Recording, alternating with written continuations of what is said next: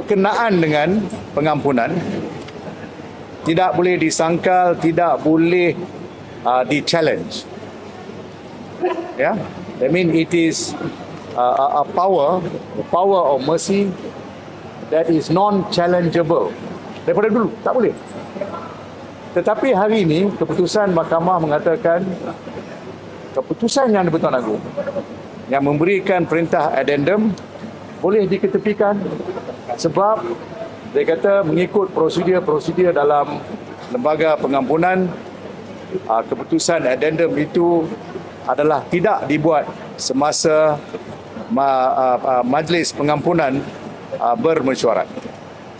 Alright? Jadi ini adalah satu ruang yang agak ditendang buka dengan begitu luas yang akan menjejas kuasa-kuasa Yang di-Pertuan Agong dan Raja-Raja Melayu.